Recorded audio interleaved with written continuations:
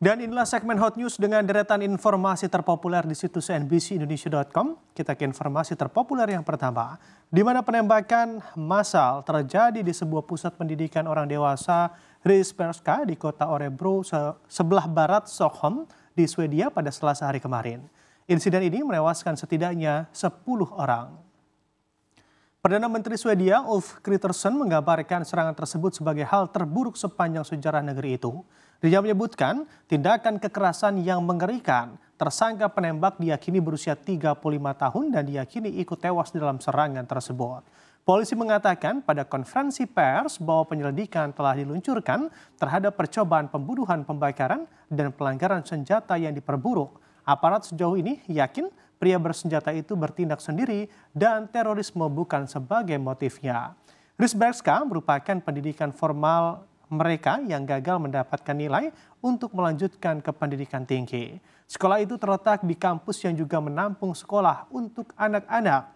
Banyak siswa di sekolah itu merupakan imigran yang ingin meningkatkan pendidikan dasar dan memperoleh gelar demi mencari pekerjaan di negeri Nordik tersebut.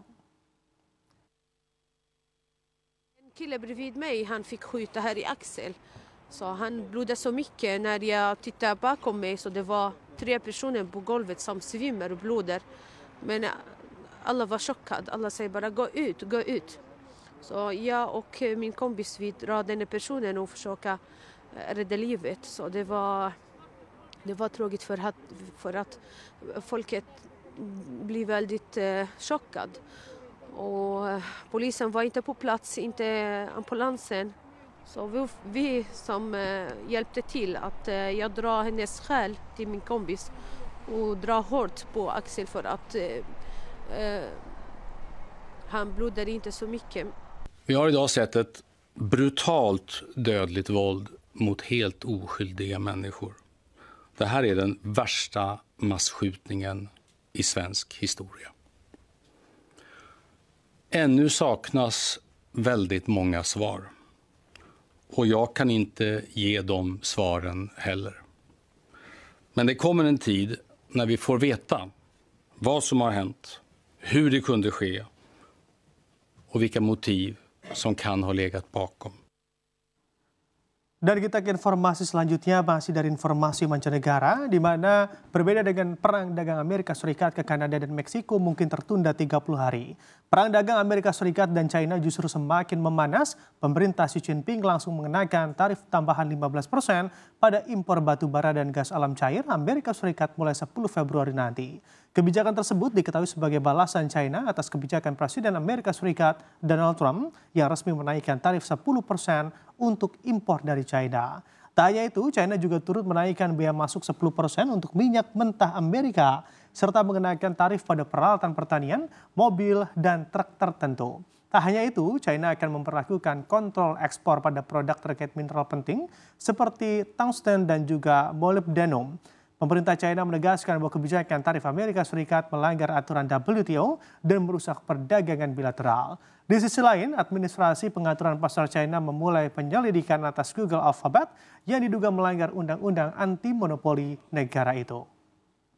Ekonom memprediksi perang dagang Amerika Serikat China Jilid 2 baru memasuki tahap awal dan diperkirakan akan berlanjut.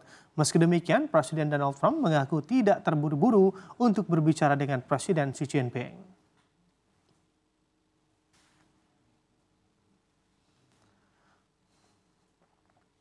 Dan kita beralih ke informasi hot news lainnya. Di mana hot news dari dalam negeri, kecelakaan beruntun terjadi di gerbang tol Ciawi 2 km atau KM41, ruas tol Jagorawi arah Jakarta Selasa 4 Februari 2025, pukul 23:30 waktu Indonesia Barat. Kecelakaan beruntun ini melibatkan 6 kendaraan yang terdiri dari 1 truk dan juga 5 minibus, serta mengakibatkan 8 orang meninggal dunia.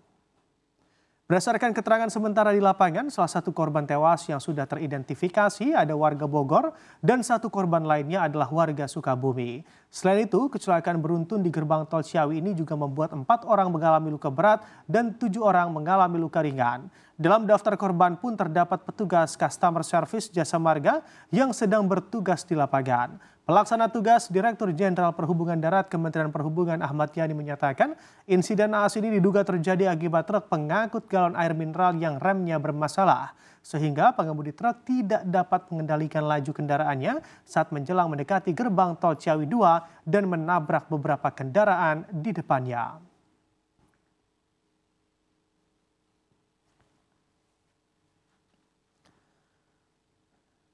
Dan kita bergeser ke informasi hot news yang terakhir, di mana Bank Indonesia resmi mencabut dan menarik uang rupiah khusus seri For the Children of the World tahun emisi 1999 dengan pecahan Rp150.000 dan Rp10.000 dari peredaran. Hal tersebut diatur dalam Peraturan Bank Indonesia Nomor 2 Tahun 2025 dan kebijakan ini berlaku mulai 31 Januari 2025. Kepala Departemen Komunikasi Bank Indonesia Ramdan Deni Prakoso menegaskan uang tersebut tidak lagi berlaku sebagai alat pembayaran sah di Indonesia.